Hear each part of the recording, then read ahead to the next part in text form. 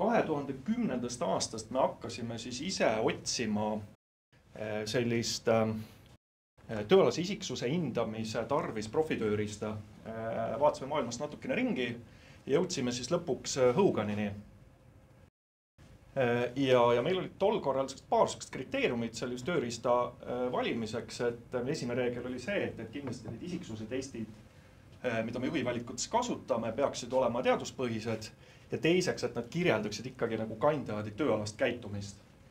Ja Hogani puhul meie jaoks suur väärtus oli see, et nad viivad maailmas läbi ka väga palju tööalase isiksuse alaseid uurimusi, rakendusuurimusi organisatsioonides, kuigi tegelikult neil on päris palju selliseid erinevaid koostööprojekte ülikoolidega. Et nende suur fookus on see, et siis tööalase isiksuse seos töösooritusega, meeskonnatöö efektiivsusega, juhtimiskvaliteediga ja nii edasi. Et neil on tänaseks ka, seal on küll, slaidil on 10 miljonit, ütleme siis, 10 miljonit inimese andmed, aga tegelikult tänaseks see number on jõudnud juba 14 miljoni inimese andmeni siis. Ja Eestis ma olen 2010. aastast kasutanud siis juhtide hindamisel 3 sellist peamist testi. Et esimene siis on see Hogan Personality Inventory, mis siis hindab, ütleme, sellist tööalast isiksust ennekõike sellistes tavaoludes, normaaloludes, kui inimene tunneb, et ta võimekas, ta saab tööga hakkama, suhted kolleegide ja juhiga on head. Ja Hogan kutsub seda siis bright side of the personality. Me ise oleme ka kuidagi jäänud seda bright side'i kasutama, et ma läbi selle enda ettekande ka siis võib-olla kasutan neid ingliskeelseid väljendid, et ärge pange pahaks. Siis teine neist, mida me kasutame juhtide hindamisel, on selle intrigeeriv Hogan Development Survey ja hindab siis ennekõike isiksuse omadusi, mis avalduvad siis sellistes nagu stressi või kriisi olukordades või kui inimene ei juhi oma käitumist. Ja Hogan kutsub seda siis ka nii-öelda dark side of the personality ja tegemist on selliste ebaproduktiivsete mõttetunde käitumismustritega, mis siis avalduvad ütleme situatsioonides, kus inimene oma käitumist ei juhi ja ennekõike siis, maakeeli öeldes on siis see osa inimesest, mis ajab kõiki teisi närvi. Jõuame ka natuke hiljem teema juurde lähemalt, et räägime natuke tausta. Ja kolmas, mis me kasutame, on siis motivatsiooniallikad test, Motives, Values, Preferences, Inventory. Et võib-olla siis selline hea moodus selle bright side ja dark side'il vahet teha, et kui mõni teist on vaba ja vallane, käib praegu kohtingutel, et siis kohtingud on see koht, kus te näete siis inimese bright side'i. Dark side'i näete siis, kui olete ta endale abikaasaks võtnud 2 aastat koos elanud ja siis avastate, et kui kohtingutel oli selline šarmantne ja erudeeritud härrasmees, siis peale 2 aastat on despoot. Nii, nagu ma ütlesin ka, et Hogan viib siis maailmast läbi väga palju selliseid huvitavaid tööalase isiksusega seotud uurimusi, et üks selliseid viimaseid põnevamaid, mida mina lugesin, näiteks oli see, et mille poolest Taani allilma juhid ja nende isiksus erineb siis lääne suurkorporatsioonide juhtide isiksusest. Seal oli küll siis selles allilma juhtide valikus oli seal kuskil 60 inimest, et ma alati mõtlesin, et huvitav, et mismoodi nad said siis need kurikaelad teste täitma, et kui ise läks vanglasse ja küsiks, et Assar Paulus, et kas te viitsiksite Hogani isiksuse teste täita, siis ma ei tea, mis ta nagu vastaks. Aga siis tekkis nagu küsimus, et okei, et meil on tänases circa kuskil 1400, 1500, 1400, 1500 Eesti juhi andmed, et mille poolest, mis siis on see Eesti juhi nägu ja mille poolest siis Eesti juhi isiksuse profiil erineb siis ametivendadest nagu mujal maailmas. Ja suur osa siis nendest andmetest on siis läbi meie. Me teame, mingi osa on ka Swedbanka kaudu, siis EBS tegi avaliku sektori juhtidele ametnikele Hoganiga üht-teist. Siis on Schneider Electric ja mõned veel. Ja millised on siis Eesti juht siis kohtingutel või siis see bright side? Ja? Et selline siis Eesti juhi käitumine sellistes tavaolukordades või kui asjadega on nagu hästi. Et siis lühidalt räägin, et see Hogan Personality Inventory, mis siis seda hindab, et see katusteooria on suur viisik, ma arvan, et paljud teist on kindlasti kuulnud sellest, aga et Hogan siis on seda suure viisiku teooriat siin kohandanud sellise tööalasse konteksti, et on eraldi välja toonud siis isiksusomaduse ambitsioonikuse, ehk siis drive, mis praktiliselt on kõikides tööperedes või ennustab sellist töösooritust ja siis samamoodi selle avatuskogemus on ta ka 2 löönud, et siis see uudishimu, mis on seotud sellise kontseptuaalse mõtlemise, strateegilise mõtlemisega ja siis teadmiste janu. Nii. Ja meil on siis circa kuskil 700-800 Eesti juhti, kes selle testi on täitnud ja mille poolest siis Eesti juht on kolleegidega siis sarnane või erinev. Mul on siin üks hea uudis, üks halb uudis, või õigemini üks huvitav uudis ja üks nagu igav uudis. Igav uudis on see, et Eesti juhid on oma karakteriselt suhteliselt sarnased välismaa kolleegidele. Mis tähendab seda, et juhtimine oma põhiprintsiipides tegelikult on sama riigiti. Ja need kriitilised edutegurid, et juhina läbi viia, tõenäoliselt on universaalsed. Aga mõned leiud siiski tulid. Ja minu jaoks olid ka need üllatavad, et sihukest, ma saan aru, et natuke ajasurve on peal, et siin äraarvamismängu tegema ei hakka, aga üks siis, kus see Eesti juhtide ja siis selle Hogan Personality Inventory siis normgrupp, kelle vastu me Eesti juhtide tulemusi võrdleme, kus siis Eesti juhid said erinevaid skoore keskmiselt, on siis skaala, mida me kutsume meelekindluseks. Minu jaoks natuke üllatav ja mis siis hindab sellist sisemist struktureeritust ja organiseeritust. Ehk siis on seotud sellise kohusetundlikkuse, enesekontrolli, reeglite järgimise ja sellise põhjalikkusega. Et sellised kõrged skoorid siis, ja siin me räägime isiksusjoontest, mitte tüpaažidest, et meil kõigil on seda meelekindlust suuremal või vähemal määral. Et on seotud siis kõrged skoorid sellise kohusetundlikkusega, fokuseeritusega, põhjaliku usaldusväärne ja toob meeskondaga sellist protsessipõhist mõtlemist. Ehk siis, kui te ise täna töötate ettevõttes, mis on kas siis startup või selline gasell, kiiresti arenev, ehitate oma ettevõttes süsteemikapitali, siis sellised võib-olla meelekindlad inimesed on need, kes teie tiimi sobiksid. Aga nad võivad olla ka, teatud olukordades paindumatud, kinni liiga rigiidsed, kui seda meelekindlust on liiga palju ja ka detailidele orienteeritud. Et võib-olla sihuke natuke ekstreemne näide, et alati me üritame nagu Eesti sellest filmiklassikast tuua mingit tüpaaže nagu, et see on sihuke äärmuslik võib-olla, kui te mäletate seda noort pensionäri, et seal on see seltsimees emalendur vist jah, et kes lennunduses töötas ja see on hästi sihuke reguleeritud valdkond ja siis ta oma tütre Marika nagu päevakava üritas seal ka minutise täpsusega siis reguleerida, vaene Marika. Ja et kui nüüd need kõrged skoorid viitavad sihukesele kohusetundlikkusele, fokuseeritusele, et siis madalad skoorid ei tähenda ilmselt seda, et ilma üks laisk ja lohe ja logard, vaid pigem ongi, et on pigem paindlikum, spontaansem, võib-olla impulsiivsem, meeldib piire kompida, ei talu sihukest mikrojuhtimist ja selliseid kitsaid raame.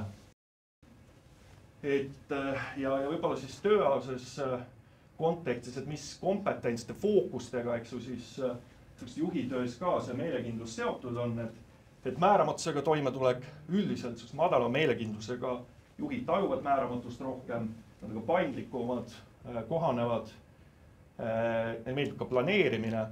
Mul alati testi tagasitel on, mõned juhid on ka, kellel see meelekindluse skoor on madal, on öelnud, et ma ju töön planeerin, eks ju, et mida sa seletad. Et siis ma olen alati ka küsinud, et aga kes sa nagu eraelus oled, et kui nagu struktureeritud või kui palju sa enda elu nagu ette planeerid. Et siin mul on ka võib-olla näide madala meelekindluse puhul on mul endal hea sõber, et temaga on praktiliselt võimatu midagi nagu ette planeerida. Et ütled talle, et kuule, et 2 nädala pärast, et läks äkki Pärnusse, et seal on mingi äge üritus, siis tema standard vastus on see, et vaatame jooksvalt. Et teil on ka naerata, et teil tutvusringkonnas ka juba keegi tuli pähe, eks ju.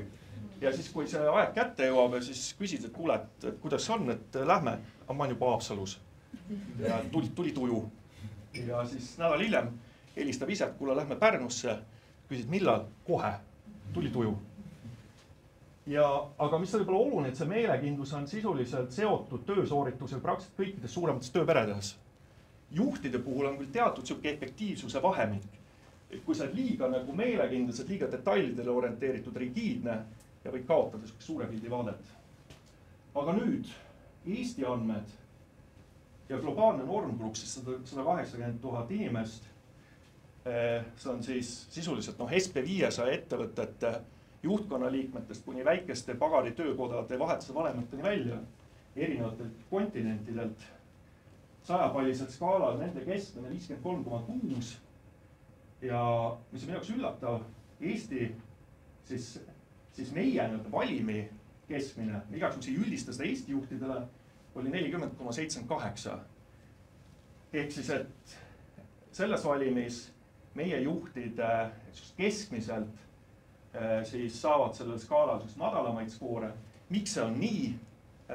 Miks meie juhid võrreldes kolleegidega mujalt on pigem paindlikumad, spontaansemad, impulsiivsemad keskmiselt? Meeldib natuke piire kompida, võib-olla ei ole väga hästi juhitavad ja ei talu üldse, kui neid mikrojuhitakse.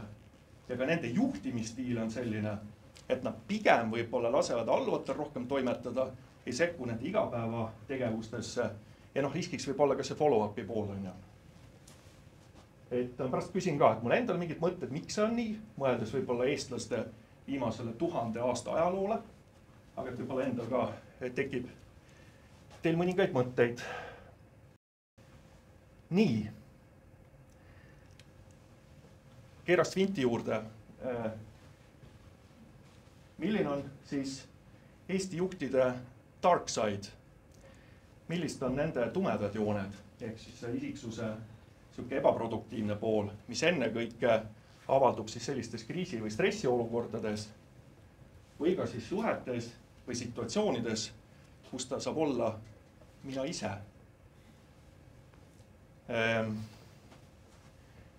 Kiirelt räägin, kuna see on natuke nagu uus teema selle koha pealt Eestis, et ma kiirelt seda tausta räägin, et 80. lõpus hakkas siis Hogan huvi tundma, miks juhid ametialaselt ebaõnnestuvad. Töötas tol hetkel läbi hulga kirjandust, seal oli 4-5 peamist põhjust. Üks oli siis valed juhtimisotsused, tehnoloogia, mingisuguste turutrendide mahamagamine. Ja üks nendest oli siis nasty personality trait, ehk siis selline vastik isiksuse omadus, mis siis takistab juhtidel sellist efektiivset pühendunud tiime loomast ja juhtimast.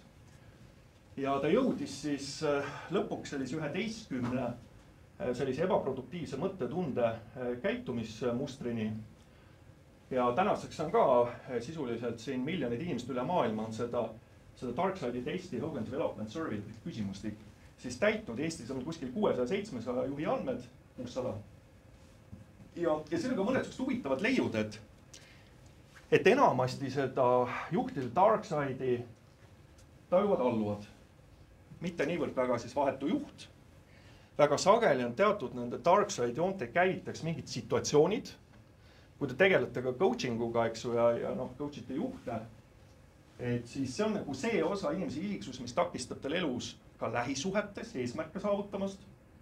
Ja ka nende selliste coachingus tegeletakse ka nende siis situatsioonide nagu kaardistamisega ka, et mis neid dark side omadusi siis ja neid ebaproduktiivseid käitumismustreid siis käivitavad. Et kahjuks pole nagu aega siin kõike seda läbi käia, aga päris mitmes teemades siin dark side omadustest on ka juttu, on siin manipulatiivsus, nartsissism, perfektsionism. Üldiselt igas ühes meis on kuskil 1, 2 kuni 3 sellist mõõdukal või kõrgelt tasemel riski. Ja nad on probleemsed siis pigem võib-olla suhetes, sellises stressiolukorras, aga teatud töökeskkondades või teatud ülesannete täitmisel võivad nad olla ka nagu tugevusteks, et see on see suur paradoks. Päris mitmed omadused muudavad inimesega nagu karismaatiliseks tegelikult. Mõtlen, kas midagi selle tausta kohta veel, jah, ja samamoodi Eesti andmed näitavad ka, et meil on kuskil 1, 2, 3, see võib-olla paradoksaalne on see, et isegi edukatel juhtidel, ettevõtjatel, ka professionaalidel, sportlastel, kultuuriinimestel, poliitikutel võib see dark side profiil olla palju nagu kirevam, neid riske võib olla ka rohkem. et te olete kuulnud ka ütlust, et kas edukad inimesed on karakterina natuke keerukamad. Ja meil võib olla nii, et vaatad kahte kandidaati, et neil on hästi sarnane bright side isiksuselt, aga nende dark side profiil on totaalselt erinev. Ja meie jaoks ka värbamistel on hästi oluline neid riske kaardistada selles suhtes, et see on alati see võimalus, et vaadake, et kui teil ühel hetkel organisatsiooni satuvad ka sellised varjatud dark side omadustega töötajad, kes jõuavad oma karjääris lõpuks nagu juhtkonda, tippjuhtkonda ja kus nad saavadki olla mina ise, siis võib tulemuseks olla ka toksiline töökultuur, organisatsioonikultuur, probleemid ettevõtte juhtimise ja nii edasi. Et me näeme täna seda, mis Valges Majas toimub. See on kõige parem näide sellisest lokkavast sellisest dark side'ist. Et nagu mul sõber ütles just, et sellises nagu nõukogude vangla žargoonis on siuke hea väljend nagu bespredil, siuke bespredilčik, et selline piirideta tegutsemine, täiesti suva, et paneme kõikidele liitlastele täiega. Nii, aga et siis, mis siis on see Eesti juhtide dark side? Et kes siis on see Eesti juht oma valimatel päevadel, et on ta siis selline enesimetlast manipulaator, on ta paranoiade käes vaevlev kontrollifriik, on ta, ma ei tea, despoot.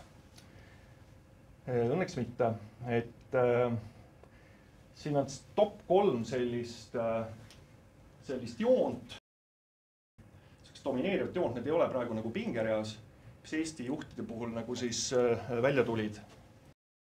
Et esimene on siis see, mida me kutsume reserveerituseks. Nad on tavaoludes sellised kindlameelsed ülesandele orienteeritud ja halimatel päevadel teiste tunnete ja probleemide osas ükskõiksed või ka karmid. Ma natuke kirjutasin selle põhjalikumalt lahti, et ei pea praegu siin silmi pingutama, et ma lihtsalt see on nagu mu enda jaoks, et loen ette. Ma üritasin ka nagu sloganid välja mõelda igale sellele dark side joonele, et selle reserveerid, see võiski olla, et koerad auguvad, karavan liigub edasi. Et sellistes individuaalse iseloomuga tööformaatides, nagu suhete loomine ja hoidmine pole edukriitiline, siis ei tajuta seda reserveerituse riskiga nagu probleemina. Aetakse see ka meil introvertsusega. Et parimatel päevadel siis kindlameelsed iseseisvad ülesandele orienteeritud ja sellisest kriisi ja stressi olukorras teiste tunnete osas ükskõiksed või ka karmid, jämedad ja taktitundetud. Et võivad panna teil koosolekutel ka selliseid tõsiseid nagu pirne.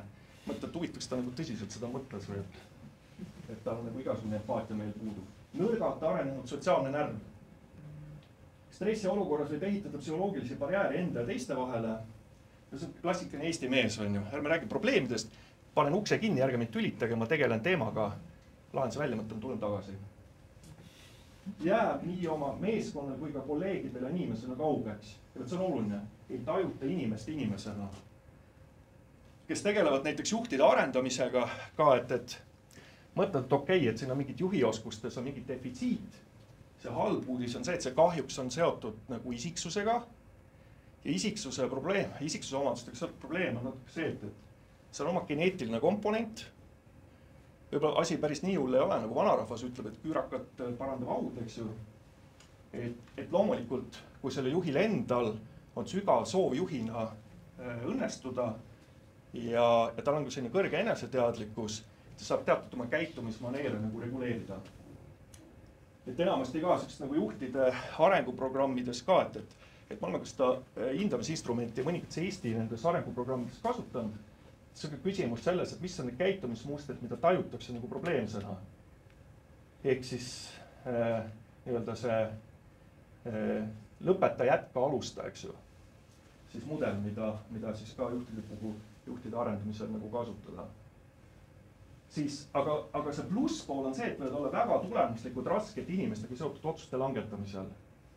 Ja meeskonnas loomulikult kannatab ennekõike pühendumise kommunikatsioon. Näeb töötajaid numbrite, tööriistade või kompetentsliku inimestena. Nii. See oli siis esimene. Teine, üks minu lemmikutest, on siis värvikas. Kõrge tähelepanuvajadus, särav, oma halimatel päevadel enesekeskne algkuulaja segab teistele vahele, armastad draamat. Nende slogan on siis ära ole hall täpp hallil seinal. värvikas juht peab kohtuma seda tugeva esmamulje, seda võin ka värbamisel öelda, kõik armute temasse, tunnetavad meie inimene. Ta on karismaatiline, mõjus, särav, oskab tõmmata endale teiste tähelepanu. Siin ma olen toonud näiteks päriselus sellise näite. Lähete sünnipäevale, teate sünnipäevalast, teisi külalisi ei tea. Siis ühel hetkel tuleb seltskonnal inimene, kelle õnnestub 5 minutiga kaaperdada kõikide ülejäänud tähelepanu. Saate aru, et seltskonda on sattunud isiksus ja ta suudabki nagu täita selle ruumi siis enda karakteriga. Tõost näete müügis enda organisatsioonis neid inimesi, keegi töötab meelelahutussektoris, nimest nimetama ei hakka, et juhtide puhul ka, ma arvan, värvikad juhid, neil on ka, ma arvan, iga 2 päeva tagant äripäeva kirjutavad ka artikleid, eks ju, ja käivad avalikel esinemistel. Et nad on väga oskuslikud välise kuvandi loomes.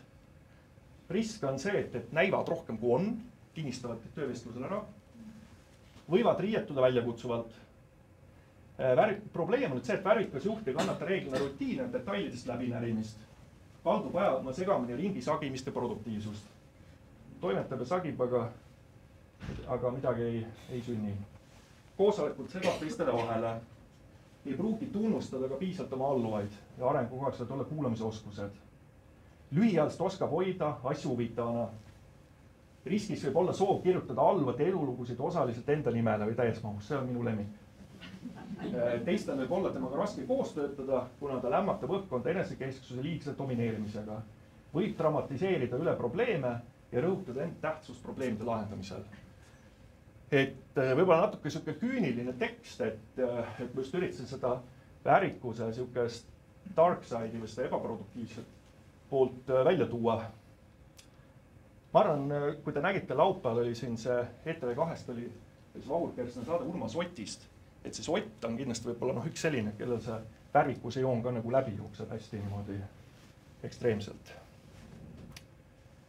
Ja siis viimane on siis loominguline, mida me näeme hästi palju juhtide puhul ja see mulle üllatusena ei tund, et nad on loovad ja uuendusmeelsed, seda räägivad ka tööintervjuul teile, mõtlevad kastist väljas, halimatel päevadel ebapraktilised ja ekstsentrilised. Et ma siin üritasin ka lahti kirjutada, et nende slogan, et mul on veel üks hea idee. Parimatel päevad siis lood ja uuendusmeelsed mõtlevad kastist väljas. Oma parimatel päevadel tajuvad hästi suurt pilti ja omad strateegilise mõtlemise võimet. Ja? Innovaatorid tõenäoliselt oma tootearendustiimidest, juhtkonnast kindlasti leiate. Halimatel päevadel lendab oma ideedega kosmosesse. 9 väga crazy't ideed, aga 1 on geniaalne. Elon Musk.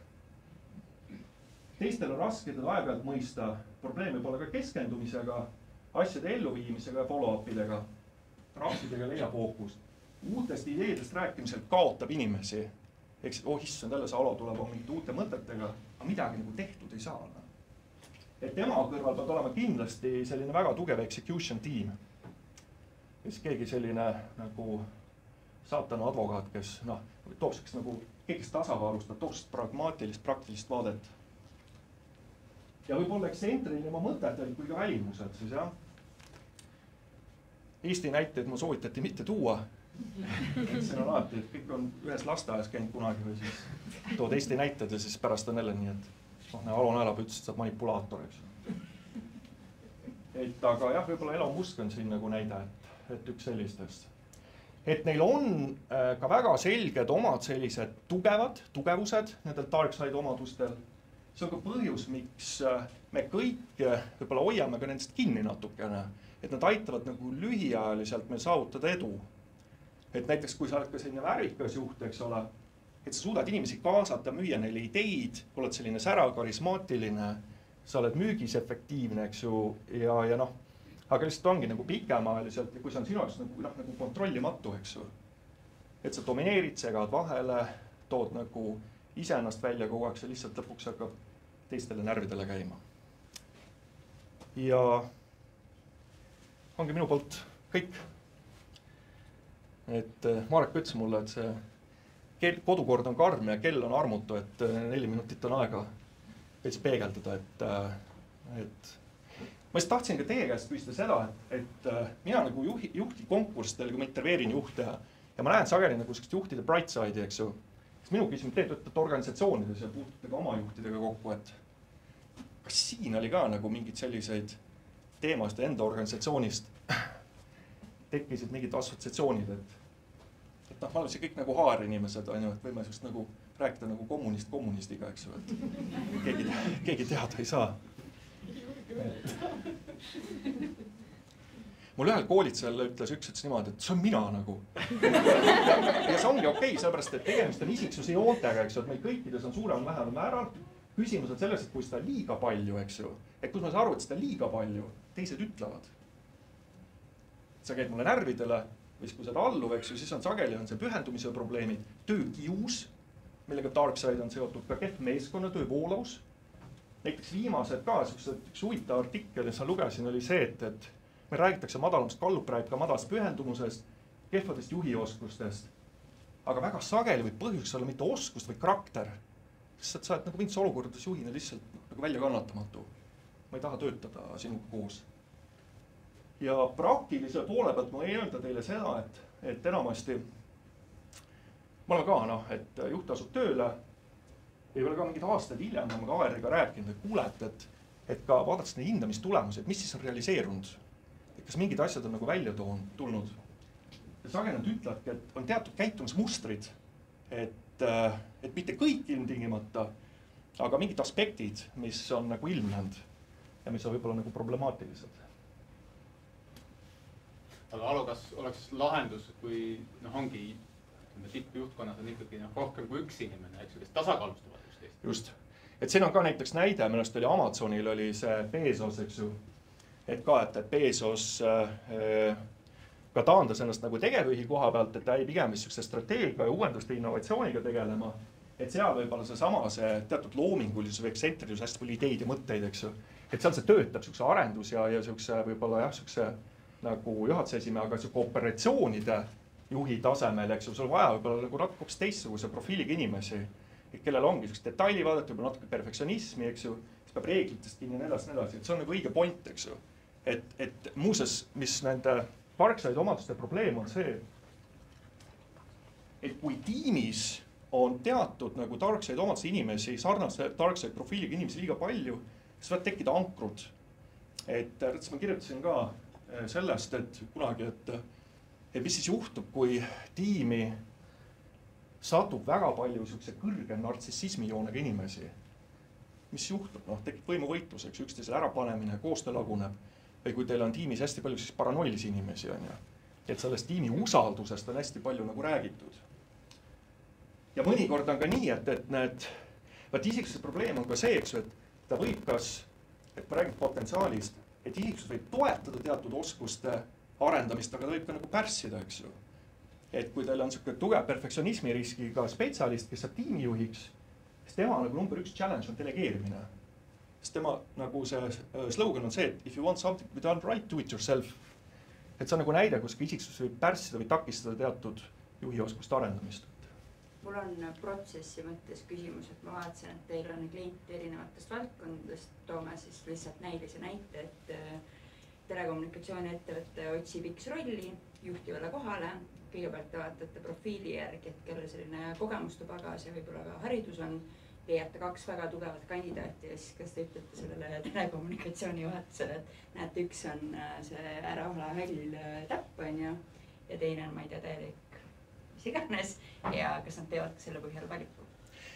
Ütleme niimoodi, et mis puudutab näiteks seda Darkside'i testi, eks, see on jube raske informatsioon, et tegelikult nagu klientidele nagu anda seda ja näidata, et seda enamasti jooksust lukku, et kuulete, et see inimene nagu, sa saad ainult negatiivset infot enda kohta seal, päriselt ka, ma ise ka tein.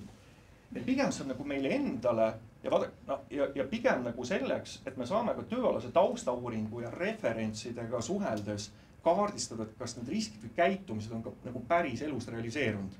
Et selles suhtes ka, et ma ütlen, et isiksustestide osas on see asi, et sa nagu samm 1 sa teed ära, tegelikult sa pead ka seda infot valideerima nagu. Et selles suhtes ka vastus sinu küsimusele, et see on pigem info meile, pigem konsultandile kui kliendile, jah, see on nagu omad tugevused, eks ju, et mida me kommunikeerime, aga pigem riskide mõttes ikkagi kaardistada nagu rohkem, nagu kas see inimese suhtelises vahetu juhiga, juhtide puhul ka, eks ju, siis teatud tiimiliikmetega et kas see on ka nagu käitumises ilmnenud. Milline on pühendumuse näiteks mingid rahulolu näitajad tiimis, eks ju, või voolavus on ju, ja et nagu aru saada ka, et kas see nagu päriselt on ka probleem olnud või mitte, et sa pead alati nagu valideerima tulemusi.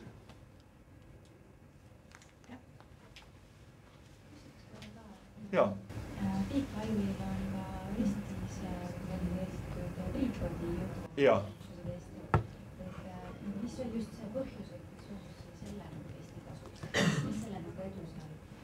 Meile nagu meeldis see, et Hõugan, ütleme, ka need testi tulemused nagu kirjeldavad hästi, ütleme siis töötaja sellist tööalast käitumist. Neil on olemas, näiteks ka läbi nende uuringute on tehtud ka nende erinevates ettevõttes rakendusuurimuste baasil selline metaanalüüs ja on jõutud ka selliste etalonprofiilideni 7 suuremas tööperekonnas, mis siis kirjeldab just väga edukaid tegijad. Me saame näiteks ka kandidaadi siis tulemusi võrrelda ka nende etalonprofiilidega näiteks. Jaa, sest meie jaoks alati probleem on see, et sa teed testi ära, sa saad hunnik tulemusi ja siis on küsimus, et aga kuidas see kõik kompetentsidega nagu haakub, on ju? Mis on oluline, mis on nagu vähem olulisem, eks ju? Et sa pead olema seal nagu see hiromant, eks ju, ja siis kuidagi need asjad nagu kokku joonistama. Et meie jaoks see väärtus, et on hästi palju researchi seosed kompetentsidega, ka et kuidas erinevad isiksuse omadused siis just nagu erinevate selliste juhtimis- ja tööalaste kompetentsidega nagu. Ja neil see tööriista portfell on ka võib-olla nagu sutsu laiem. Et üks ikka huvitav, siis ma ise praegu vaatan see, milline on sinu loomuomane otsustusstiil? Kas sa oled strateeg või taktik? Kas sa pigem otsustamisel võtad riske või minimeerid riske? Ja kas sa pigem teed selliseid intuitiivsed otsuseid või pigem selliseid andmepõhiseid otsuseid? Et see on nagu selline nagu tööalase isiksuse maailma Microsoft. Kogu aeg sa midagi podised, jälle uued uurimused, sellised tööriistad, research, mida ka nagu jagatakse. Jah, raport, jah. Jah, et värbamine, valik, juhtide arendamine, meeskondade arendamine, coaching, et sõltuvad selleks nagu jah, et talendijuhtimisvaldkond, kus sul nagu supporti vaja on või kuidagi mudeldada siis inimest on, et